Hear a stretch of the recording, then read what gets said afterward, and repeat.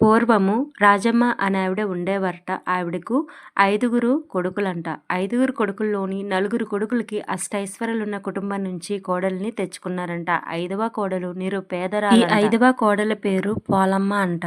అందరూ కూడా ఆ అమ్మాయికి పోలి అని పిలిచేవారట. ఇంటికి బంధువులు వచ్చినా తమ కోడలను అని చెప్పేవారే కాదంట. కార్తీక మాసం వస్తుంది కదా, ఈ అత్తగారు ఈ 4 మంది కోడల్ని తీసుకొని వెళ్ళి నదికి వెళ్ళి నదిలో స్నానం చేసుకొని శివాలయంలో దీపారాధన చేసుకొని వచ్చేవారంట. ఈ 5వ కోడలు కూడా నేను దేవాలయంకి వస్తాను అత్తగారు అంటే, ఇంట్లో పని ఎవరు చేస్తారు అని కోపంగా కసురుకొని ఇంట్లో పని చేయి మేము వచ్చేసరికని చెప్పి వెళ్ళిపోయేవారంట అత్తగారు.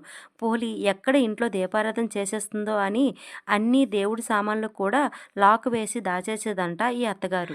ఈ అత్తగారు దేవాలయం నుంచి వచ్చి మేము చాలా గొప్పగా పూజలు చేశాము అని గొప్పలు చెప్పుకొని ఆడంబరంగా చెప్పేవారంట. అత్తగారితో పాటు ఈ నలుగురు కోడళ్ళు అత్తగారు దేవాలయంకి వెళ్ళిపోగానే ఇంట్లో పనంతా చేసుకొని ఈ పోలి ఇంటి దగ్గర ఉన్న బావి దగ్గర స్నానం చేసి ఇంట్లోని పత్తి చెట్టు ఉంటే పత్తి తీసి ఒత్తి చేసి మజ్జిగ చిలికిన కవ్వంకి వెన్న ఉంటే ఆ కాస్త వెన్న పట్టించి ఒత్తికి ఇంట్లోని తులసికోట దగ్గర దీపారాధన చేసేదంట. ఇలా 30 రోజులు కూడా కార్తీక మాసం అంతా కూడా పూజ చేసిందంట. పోలి వెలిగించిన దీపం ఎక్కడ వాళ్ళ అత్తగారికి కనిపిస్తుందో అని ఒక బుట్ట మూత పెట్టేదంట. ఇలా ఈ కార్తీక నెల మొత్తం కూడా తులసికోట దగ్గర ఈ పోలి దీపారాధన చేసుకునేదట. ఇంతలోనే కార్తీక పాడ్యము వచ్చిందంట.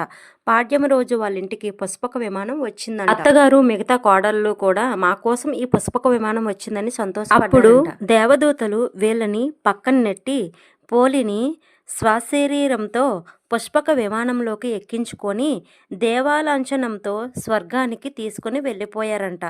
కార్తీక పాడ్యమి రోజు పోలి స్వర్గానికి వెళ్ళిన రోజు కనుక పోలి పాడ్యమి అని అంటారు. మన కుటుంబ సభ్యులందరికీ కూడా పోలి పాడ్యమి శుభాకాంక్షలు.